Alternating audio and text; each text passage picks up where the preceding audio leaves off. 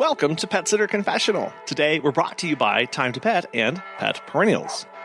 30 years is a long time for anything to be around, but for a professional organization, it's an especially important milestone. Today, we're really excited to have Beth Stultz-Hairston, the president of Pet Sitters International, on the show to reflect on the previous 30 years of the organization.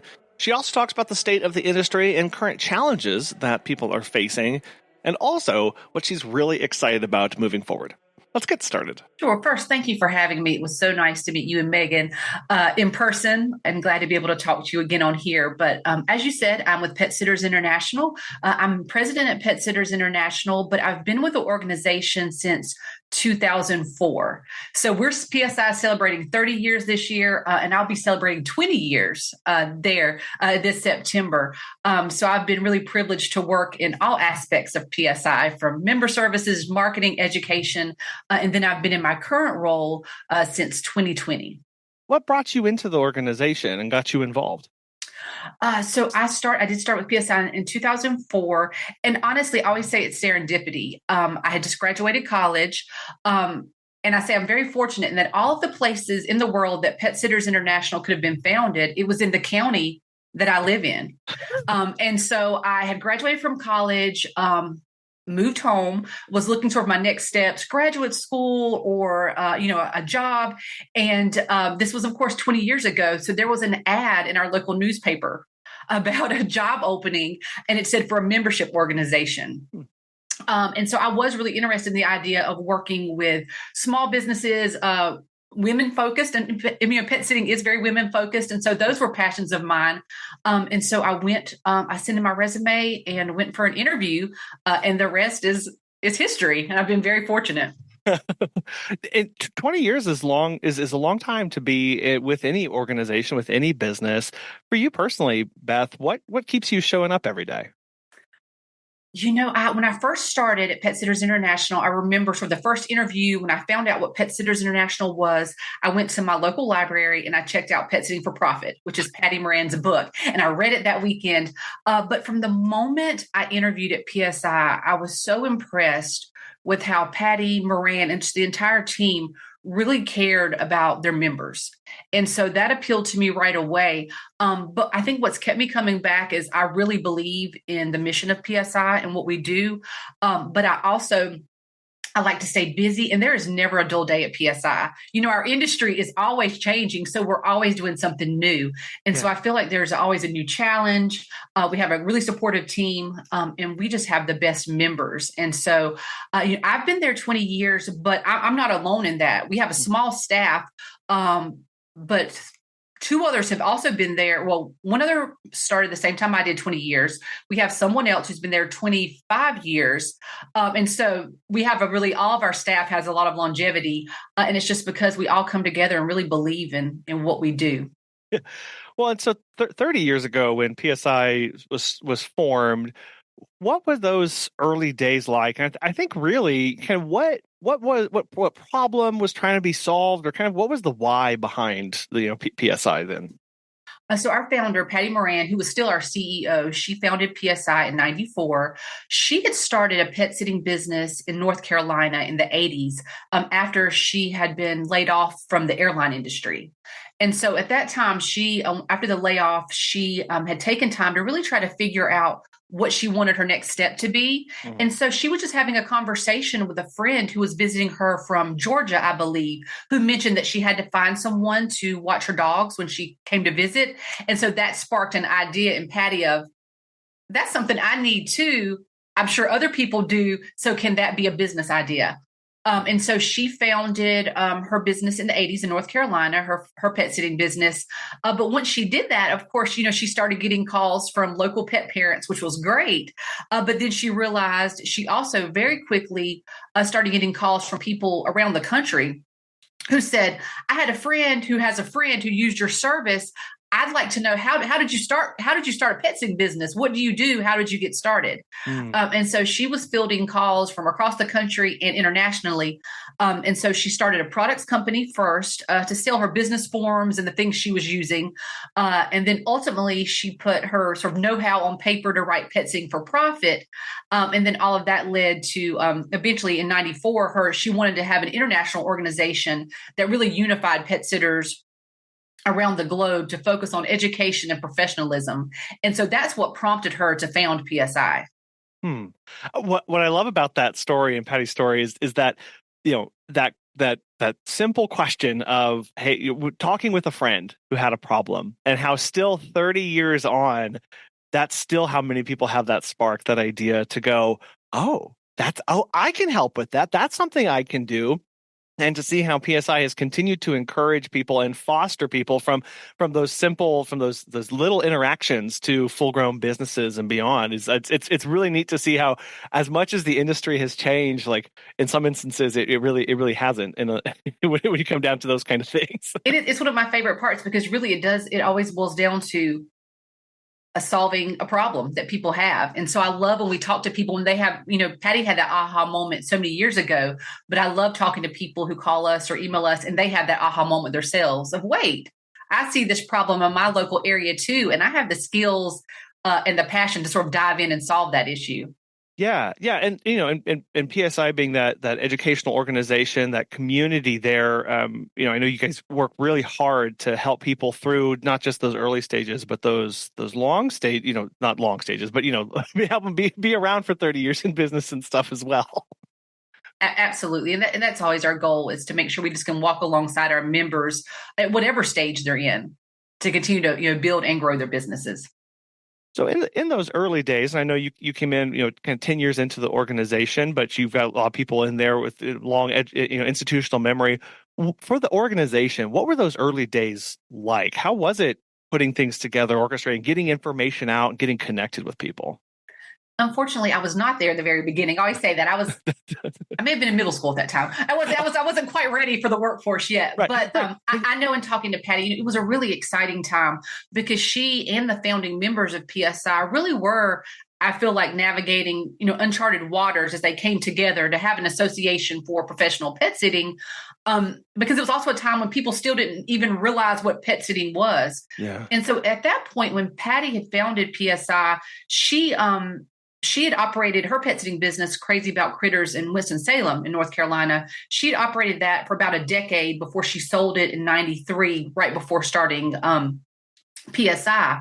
So she had a lot of experience in starting and growing and then ultimately selling a business when the industry was relatively unknown. But I think the interesting part in the early years is that everybody still was very new to the industry, new to the business.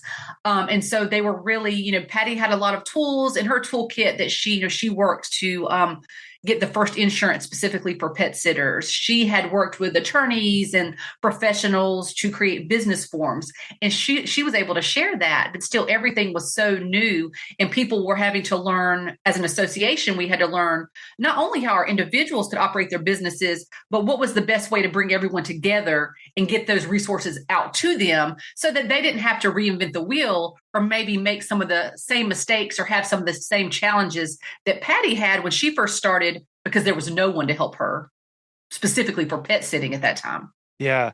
And those challenges are things that, we honestly, like, we really take for granted these days. Of the kinds of conversations we're able to have today are so different than those early days of, just the simple insurance stuff of like, oh yeah, no, you just go out and get pet sitting insurance. Which insurance do you pick? Right. We have so many, and it's like, no, 30 years ago, there was nothing.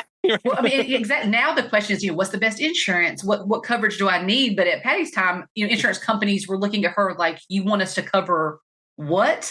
And so, but definitely, but that's one of the things I love about, seeing us now 30 years later, is that people don't have those struggles. There's been a professional groundwork laid, and I think we all benefit from that.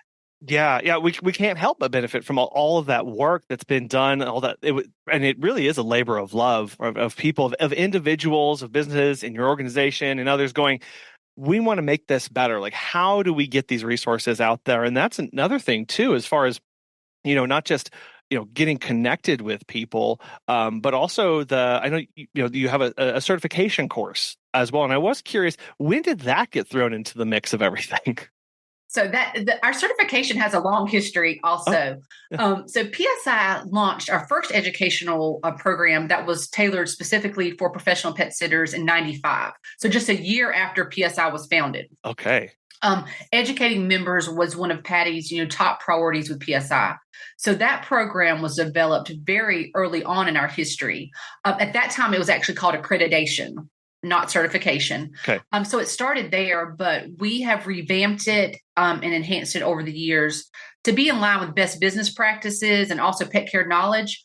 But I would say that one of the, in thinking about the history of our program, one of the biggest changes to certification at PSI, or really in the industry, the pet sitting industry in general, took place in 2017. And so I always like to highlight that when I talk to people. That's when we announced we'd had the accreditation program. The name had changed to certification, but in 2017 we announced the Certified Professional Pet Sitter, the CPPS exam. And so that was the first ever knowledge assessed exam specifically for the pet sitting industry. And something, I'm sort of a nerd about this, but something I don't hear talked about a lot in our industry is the difference between a certificate and a certification. Okay. And I think for some people, they think, oh, that's just sort of a matter of semantics. But it actually goes deeper than that.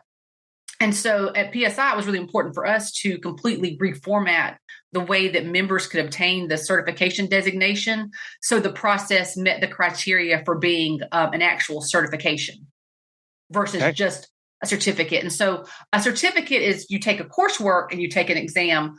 Whereas a certification, there's a body of knowledge based on your experience in the industry. Yeah. And so the exam indicates that you've demonstrated mastery of that knowledge. And so it was really important for us to transition the program in that way to help elevate the professional pet sitting industry. It's really judging against a standard, isn't it? Is that exactly. Certification of going, no, there's a bar here that we're going to assess you at and see where you fall. And it is very different to study and prepare for that versus I'll just, see how I do with this random set of questions. And I can't even imagine, I have put together a fair number of tests and quizzes and stuff for, human anatomy and physiology when I taught that. And I don't even want to know what the process is like to develop questions for that program. It was grueling. I'll be honest, but it was exciting because we realized that by having the knowledge assessed exam in place, it was putting the pet sitting industry certification in line with other industries that had that professional certification option. And so it was a long process, which is why that didn't take place until 2017. So it was a long process, but it's one that we're really proud of and that we thought was really necessary.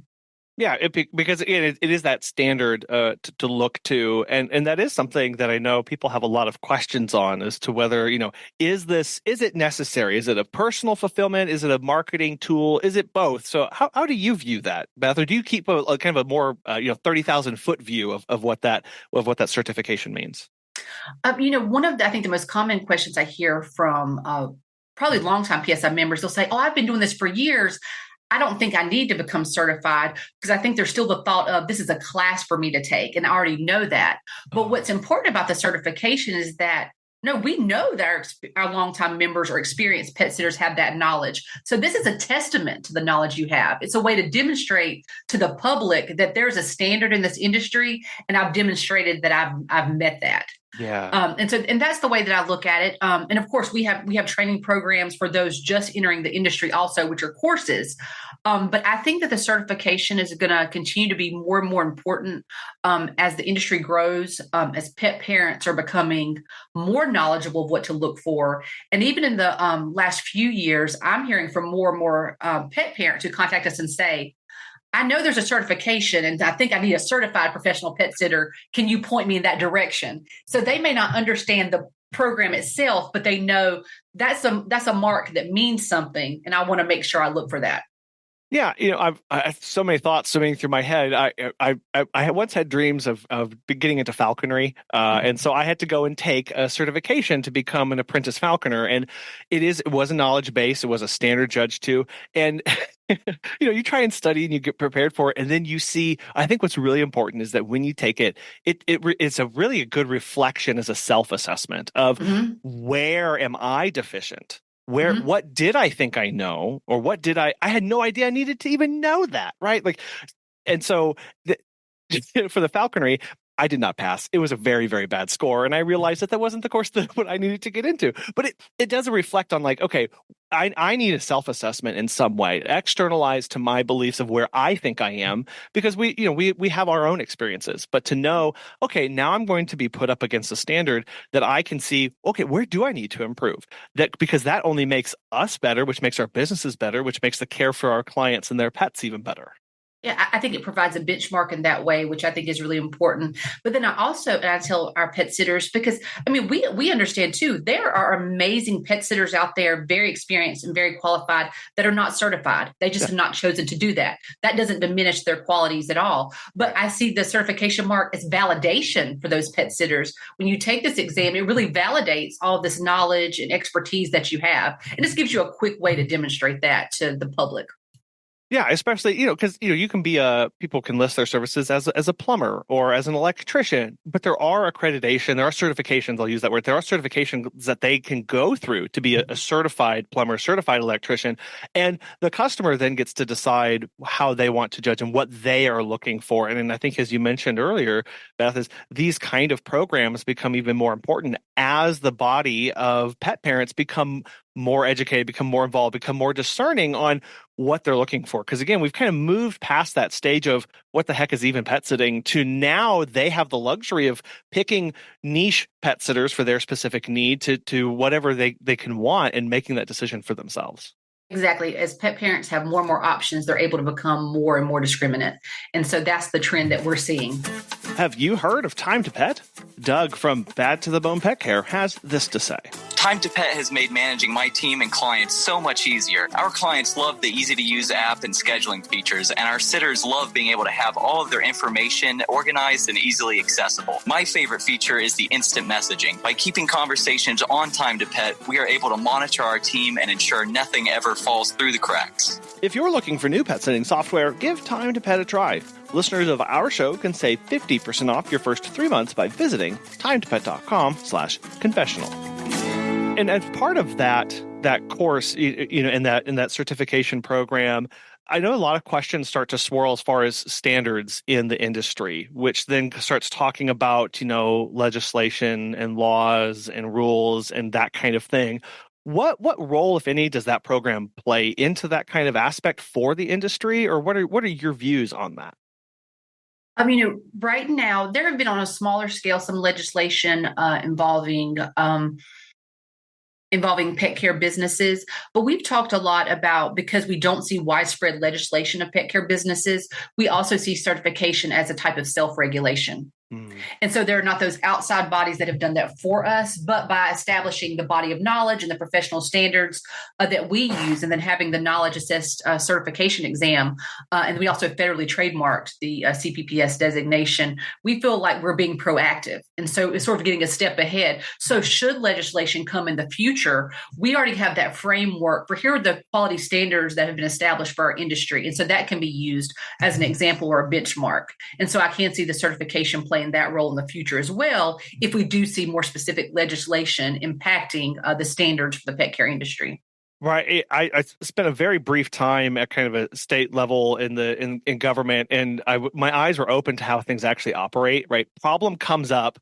People in charge of that problem go find somebody else to solve it and then implement a change. And so they do look for, has anybody else solved this? Like that is a step. And I think that's really important to go. If something does come up, if these legislative actions start to approach or questions start to arise, there is something to kind of hand off and say, look, this is the self-regulation, because we, as an industry, that's actually what we want, to be able to say, here's the standards we agree to, as opposed to having somebody outside the industry who doesn't understand how we operate or anything like that, try and make that determination for us.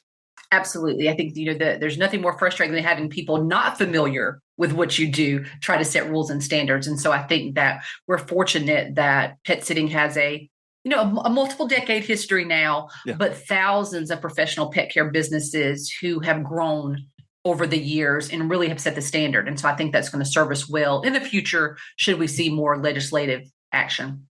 It sounds like PSI kind of keeps their hands and their thumbs on the pulse of those legislation, but there's not an active lobby arm or anything like that going to legislators, is there? We don't. PSI was created as an educational organization, so we don't have a specific legislative or lobbying arm, and that would require us to have really a completely different structure and also require a lot of funds. Yeah. And we try to keep our membership fees as low as possible. But, with that said, there are various legislative actions that affect pet sitters and just small businesses in general, even on smaller scales. And so we try to keep make sure our members are in the know about what's going on and also make sure they feel empowered to advocate for their businesses. And so there have been different situations. I think a somewhat, recent example that comes to my mind was at the onset of the COVID pandemic, when there were the shelter-in-place orders, and there were the big questions about what business is considered essential. Mm-hmm. And so at that time, PSI issued an open letter to federal, state, and local governments that outlined why pet sitting and dog walking businesses should be considered essential and be able to still operate during those orders. And then we made that available as a template for our members to share as well. And so we do try to come alongside them, with those issues. And then for in looking at our conference in September, we're going to have a session that I'm really excited about. But Mike Bober of the Pet Advocacy Network, he'll be presenting a session on how pet care professionals can engage with their local elected officials, which I think will be really important because we do want, again, to help our members make sure they have the tools to advocate for themselves and their businesses. Yeah, at the end of the day, it's our business, right? Like that's what we have to acknowledge. Of if there are changes, if we see problems, legislation, conversations going on, we have an active role in that, and we have to take ownership of that too, of getting equipped with good knowledge, attending conferences like the ones you guys have coming up in September, hearing these good resources like that. That's where we can go. Okay, now it's my responsibility to go and talk with this and put this forth and really. Again, it's the industry is fantastic in that of everybody can play a role in how things play out. Absolutely, and I think that even when looking at legislation or dealing with elected officials, your story as a business owner is so important, and that's what's going to be most impactful when you understand what's going on and you can sort of testify to exactly how it impacts your business. And I think that's really powerful to know your story and know how to communicate it. Yeah, no, that is really important, and everybody comes from such a different background. They have their own needs. They have their own ways of operating their businesses. So even then, we all have those different takes on what our needs are from that at that level. Absolutely. 30 years is a long time to be. Again, I keep saying that, but it's wonderful to see how and to hear some of the changes. One thing that I was interested to know is kind of makeup of membership. How has the body of Pet Sitters International changed over those 3 decades? In looking at the makeup of our membership over the last 30 decades, I mean, I guess this is the obvious answer, but of course, in PSI's early years, overwhelmingly, the vast majority of our members were, very new to the pet sitting industry, and they were very early in their careers because the pet sitting industry was just beginning. But now, 3 decades later, our membership is made up of, pet sitting and dog walking business owners at every stage of their careers. So we have members who have owned and operated businesses for 30 years, and then we have members who have just joined who haven't even opened their businesses yet, and then we have everyone in between. And so because of that, PSI has really had to evolve to make sure that we can serve our members at every stage of business. But then I also think it really strengthens us because it's increased the value of our networking because members are able to learn from other members who are further in their careers. So wherever you are in your business, there are members that are further along and can really, let you learn from what they've experienced. Well, and I'm sure, variety of pet care too, of people caring for pets today that probably weren't even on the books, or recognized then as well. Absolutely, because the businesses, just as the industry's evolved, individual businesses have evolved to meet the needs of the pet parents in their local service area, and so definitely the diversity of the industry has really strengthened it, and we're able to learn so much from PSI sharing knowledge, but also we're learning from our members every day about their experiences and how they're changing their businesses. Well, so what is that process like, Beth, when you start, when you say, okay, we need to stay up to date with the industry, we need to see what people's needs are. What is that process like for developing training tools and resources for your members? It's very multifaceted process is the best way to describe it. So first of all, we always want to keep our finger on the pulse of the industry. And so we're in constant communication with our members and those outside of our membership through surveys, talking to pet sitting business owners directly. We're talking to others who work in the industry, whether it's software companies or the insurance providers. We are keeping an eye on legislation that may impact it, trends in the pet industry, the pet ownership, the pet care industry. And so we really have our eyes everywhere to see what's coming next so we can stay ahead of it. But then along with that, when we look at keeping our members educated, we're having to look at what's the best way to share this information. And so that's where I feel like we've really tried to make the most strides to make sure that whatever resources we need to get out to our members is done as efficiently as possible and in different formats. So our magazine, courses, free webinars, the blog, our monthly toolkits, we're putting the information out there in a lot of ways and making it as accessible as possible because we can keep our finger on the pulse. We can develop these resources that we think are really helpful, but if we're not getting it to our members in the right way, it's not effective. Yeah, and then it's kind of a wasted effort, right? Of going, so I'm sure that can be a little daunting to know, how does this go in the magazine? Is this a course? Is this a webinar? Is this go to the conference? Is it go like that? Like there's all those kind of little judgment calls that you have to make to go, for this piece of information, what's the best format? And it may be multiple formats too, I'm sure. Yeah, and a lot of times we do try to make everything, or not everything, but a lot of things available through multiple formats because we want to be mindful of what works best for the individual member, what time they have to consume that information.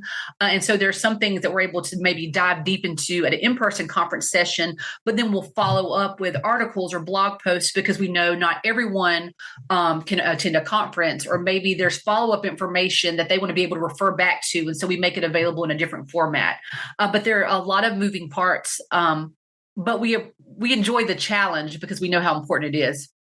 Yeah, well, and you even, correct me if I'm wrong, you reach out to members for help putting those courses together and getting that information from that as well, too.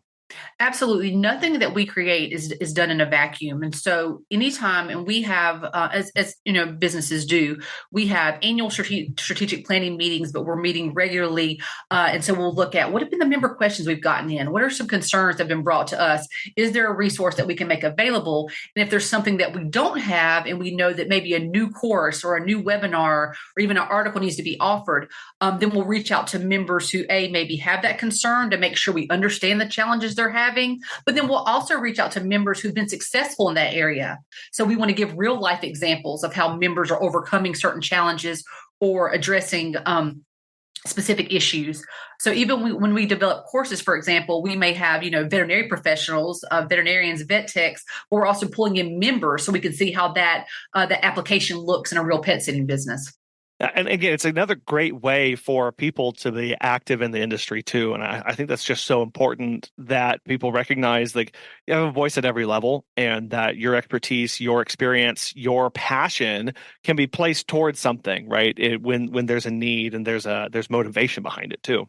Yeah, that's what I always tell our members, never discount what they can contribute to the industry, because even we have a lot of times brand new members or those new in the industry think, well, I need to learn from the veteran pet sitters, which certainly they should. But new pet sitters just coming in bring a fresh perspective. And so they have such value to bring also. So I love how just the diversity of thought, we're all in the same industry, but people approach their businesses so differently. And I think hearing that can spark new ideas, maybe make us relook at our own business practices. And so I love to see those discussions take place. You mentioned the word survey earlier, and I know PSI sends out a big survey and kind of reports on the state of the industry. When did that start happening, and kind of what's that process look like? I'm trying to think of the first year that took place. That was before my time, but they started that survey very early on in the industry, and we have the data that goes back. We did just recently wrap up our 2024 State of the Industry survey, so that's been conducted, and I'm currently our team is currently in the process of compiling and analyzing that survey data now. So we're excited to release that in a couple of months. But that's really important for us too, and we see that as a service we provide to the industry because it is really the largest scale survey specifically for pet sitting businesses, where we're able to look at, average revenue, services and fees, best practices, trends we see in the industry. So we conduct that survey every 2 years. And it's information that we're always excited to get out and see how our industry is growing over time. But then also, because pet sitters, often sort of work in isolation, many times it's so good for them to sort of see just some data out there of, how do I compare? I can use that as a benchmark. And so I always think that's interesting and important to pet sitters.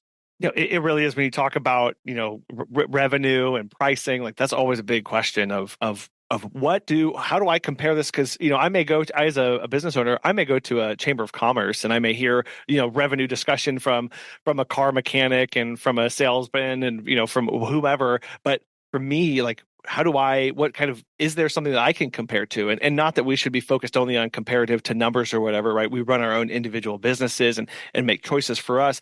But it is nice to know what is going on in the industry to see some of those numbers. It's always encouraging, especially when you start seeing those over time. I'm sure of going, average revenue seems to be going up for everybody, and there's a lot of factors that play into that. But that's a sign of a healthy industry. Yeah, it gives us a starting point for conversation. So we know, they said we're analyzing the survey now, but we know that once again the gross revenue has gone up, and so we're excited about that. But then we're able to dive deeper to the survey, so we're going to be able to look at how does that compare in different regions. When we look at these people that are the top earners, are there certain business practices we're seeing more prevalent in those companies that maybe others can look at as a model? And so I don't think that the value of that data can be underestimated, even if it's just as a starting point to get conversations going and get us looking at our individual businesses.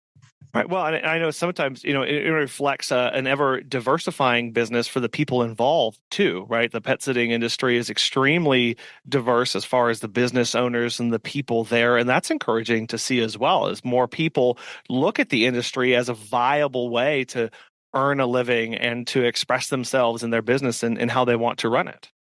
Exactly. And we can see those, we look at averages and common practices, but we're also able to see the diversity in the industry, as you mentioned. And one of my favorite parts, and one of the things I think I'm starting to see now is, and I think we'll see in this survey, I like to see how people first came into the industry. And so we're seeing now one change, and we don't have the official data for that yet, but I'm thinking it's trending this way. Whereas, maybe 3 decades ago, pet sitting was more prevalent among maybe people saying, this is my post-retirement career. And it certainly can be good for that. But now we're seeing more people maybe leave their current career earlier in that career to transition to pet sitting, or we're seeing more people say, pet sitting is actually my very first career. Yeah. I came out of high school or college, and this is the career that I pursued. And so having that data and seeing that is really exciting to me because we can see the industry evolving in that way. Absolutely. Seeing as it becomes more prevalent, people see it again as viable, but from these resources, these people they can get connected to as an actual career and job, and just knowing that with it brings a lot of benefits to everybody, knowing that's again the sign of this healthy thing of more people coming in and from different backgrounds as well. Absolutely. Our friends at Pet Perennials make it easy to send a heartfelt condolence gift directly to someone with a broken heart. They have this awesome direct-to-consumer gift model that takes the effort off of us and ensures a thoughtful, personalized sympathy gift reaches our client or employee on our behalf. All packages include a handwritten card, colorful gift wrap, and shipping fees across the U.S. and Canada. They also offer an array of milestone gifts and greeting cards that can be sent to celebrate birthdays, extend get-well wishes, and welcome new and rescued pets. Additionally, there are gift choices in case you need to send a sympathy gift in memory of a special human client or celebrate a pregnancy, engagement, or wedding of a pet lover. If you're interested, register for a free business gift perks account to unlock the all-inclusive discounted package prices. Since the service is used on an as-need basis, there are no monthly or annual obligations or minimum purchases. Learn more at petperennials.com. Check out their business programs or register for that free gift perks count by using the link in the show notes. Well, at the level that you're operating and seeing how the industry is working and through your surveys and your connections to your members, as far as challenges, looking ahead, maybe another 30 years, Beth, if you have break out your magic ball, please. What is PSI or what are you or members focused on right now? That's a great question. I do need my magic ball, or maybe a magic 8-ball. Yeah. But I think that there are a few challenges I think that come to my mind right away that I think I'm hearing from members most now. I think the first that comes to mind is time, or more specifically, lack of time. The demand for pet sitting and dog walking has really just exploded now that we've been able to sort of rebuild from that initial slump at the onset of the COVID pandemic. And so having a lot of business is a great problem to have. But I also talk to business owners who say, I just don't have time. I don't have time for paperwork. I don't have time for continuing education. I don't have time for strategic planning for my business. So many business owners I talk with just feel stretched too thin. And so I think that's common for business owners of all sizes. But then for the businesses that either have team members or they're looking to grow their business with staff, the hiring process is a challenge in so many areas. So we've been talking to a lot of members about the specific challenges they're having finding applicants to begin with, and then the challenges they have knowing how to interview those applicants and choose the right team members and then manage them effectively so that they can become great members of the team. And then I think a third challenge, and it's one that I'm really passionate about, but I think in our industry, self-care is a really big issue. It's one of the few issues that I'll get on a soapbox about. But with the growth of our industry and the demands of owning a small business, just combined with everything going on in the world, a lot of pet care professionals, even those who seem to have really successful businesses, are struggling personally. And so that's an issue that we're seeing and a challenge that we're seeing. But all three of those are ones that PSI is really working to address. They're not brand new. We've been working on them already, but they're ones that I see as some of our top priorities as we go forward. Yeah, especially as you see those, kind of linking them back to the survey of as revenues are increasing, right? Businesses are starting to get a bit bigger, right? As industry is maturing and people they're busier because their services are in more demand. So that's increasing revenue. And with that comes all these now constraints of running a business, right? And that's a side of things that, regardless of where we come in from our lives, like it feels like, oh, now I've got to figure that out, right? Because I'm sure you've heard a lot of this. And people go, I didn't start this to be a business owner, right? I started this to walk dogs and take care of cats and help and give my clients peace of mind. But also I have a business to run. And that's a whole other side to this life that we're leading that now all of a sudden we've got to figure out and struggling with hiring, lack of time. I mean, that's a huge one. As we become busier, as we become stretched more thin, then the self-care becomes impacted. And now I'm put on the back burner so I can put my business and my clients forward. Yeah, and that's such a tricky situation. And so it's one that we try to talk to our members about as soon as they join PSI. We have a Creating Your Dream business course that's included like right when you join. But that's one of the things we talk about, sort of setting that foundation and setting boundaries right up front. Because what I've seen happen so many times over my almost 20 years here is that you have people that start a pet sitting business because they want freedom. They love pets. They know that they can provide a needed service. But you're a professional pet sitter or dog walker, but you're also a small business owner.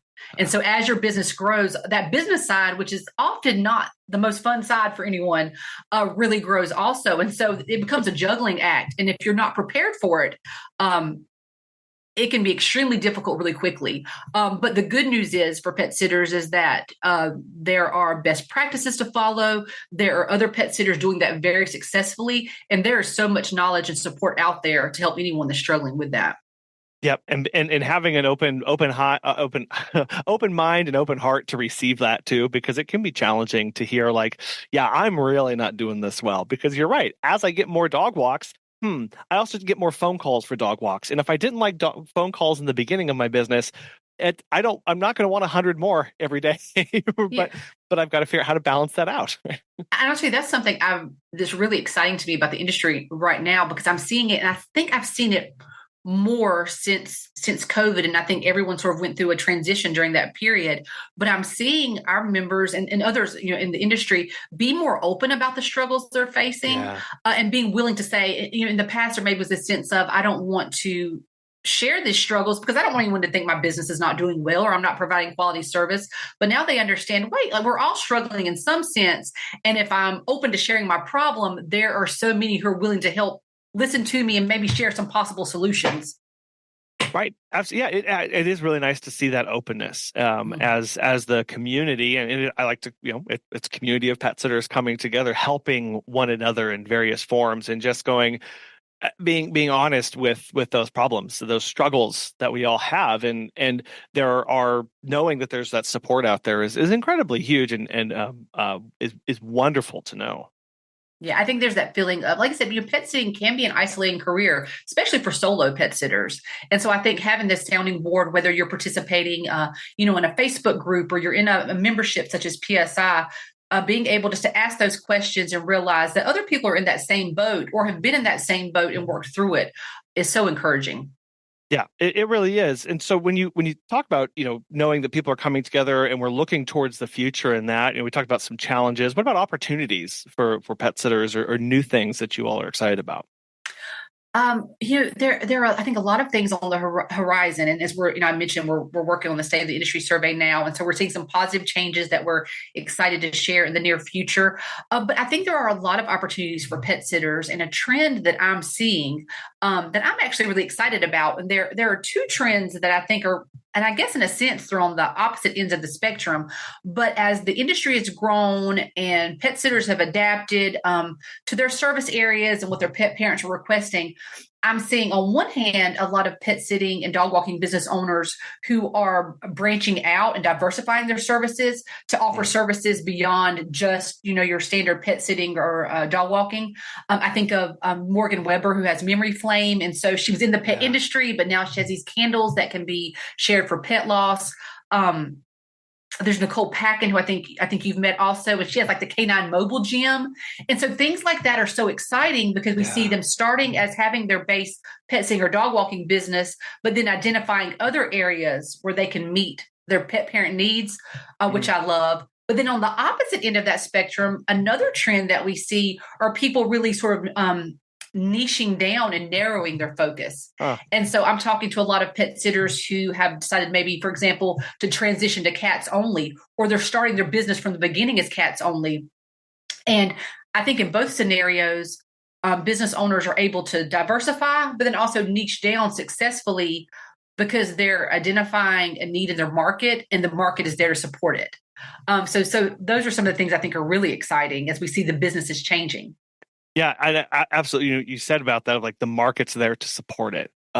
That's a great sign when we think about industry and longevity. We're all business owners going, because it is a concern as a business owner to go, am I going to be around for 30 years? Am I going to be around next year? Like, what's going to happen? So part of that is I have to run my business well, and we have to treat our clients well. Secondly, there has to be a market for the services that I'm offering, and to know that not only is the industry healthy enough, but the clientele is so diverse and healthy enough that they can support in particular areas. Right? Not every business model or niche works everywhere geographically, like just a fact. Going, okay, well, I could niche down to all the way down to this thing and know that there's support there, or I can start branching out into those ancillary services to now broaden out my prospection, my prospective client base. Like that is really exciting to know. Yeah, this is the sign of a very healthy industry. Absolutely. And then I think it also goes back to making that time to really know your business. And so sometimes we can get so busy just doing what we're doing and doing the regular that we don't stop. But I think that for the pet sitters who really can stop, really know their clients, know their local area, they can identify what would work. As you said, every service will not work in every service area. But if you really are, listen, and just like we try to keep an open line of communication with our membership to understand their needs, we encourage our members to do the same with their clients. clients. And so if they're listening to their clients, seeing what their clients are asking for, really looking at their email and seeing, am I getting requests for things that I'm turning down because I don't offer that service? But if I'm getting tons of those requests, is that something I need to look at? And so I think it's just sort of knowing your area.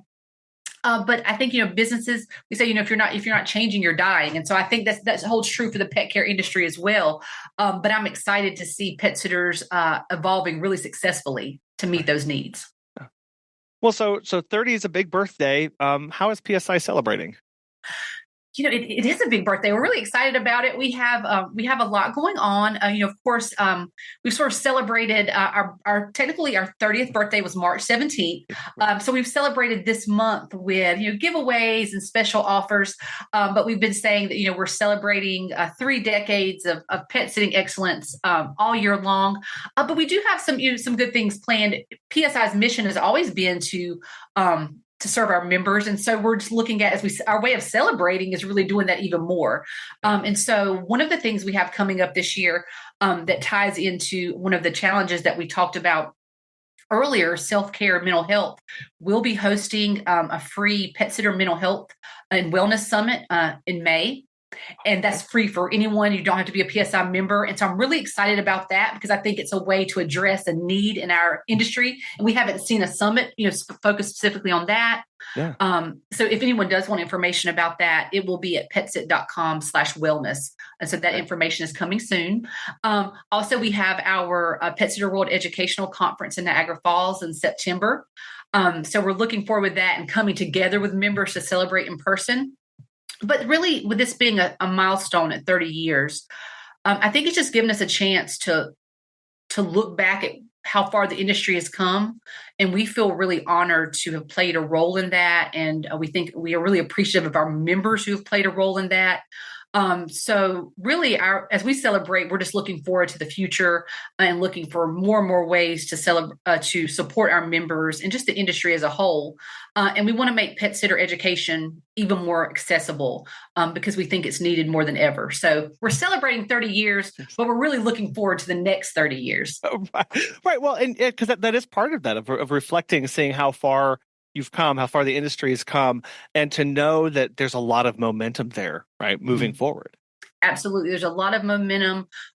We have such a great, those in the industry now, the ones we talk to are so committed to professionalism and continuing education. So we really do think the sky's the limit. And so just building off of that momentum and making sure we can get those messages about professionalism and education and how to better serve pets and their people even more. That's really our focus for our birthday.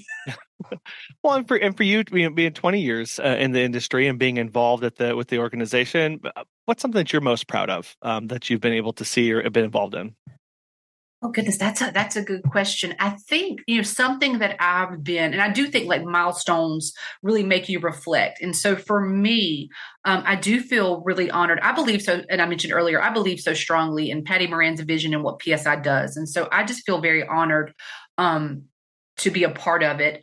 I am really passionate about pet sitter self-care. I'm a compassion fatigue educator, which I pursued that because of my involvement in the pet sitting industry.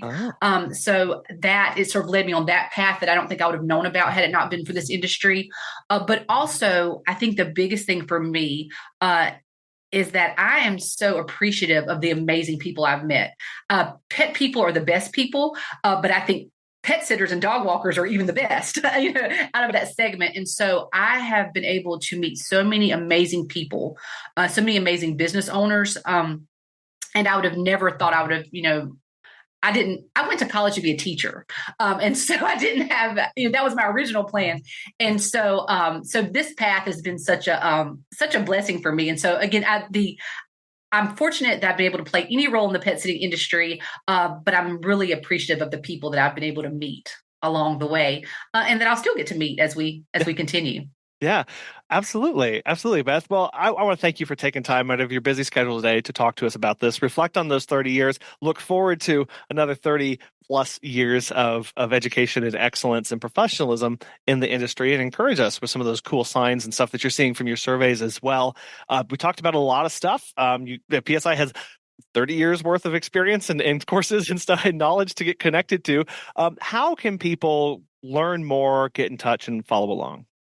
Well, first, thank you so much for the opportunity. I love to talk about PSI and our members, but if anyone has any questions, you can find a ton of information on the Pet Sitters International website at petsit.com. You can learn more about PSI member benefits, upcoming events. We have a lot of free resources and downloads there. But then also we post almost daily on Facebook and Instagram, so you can message us there.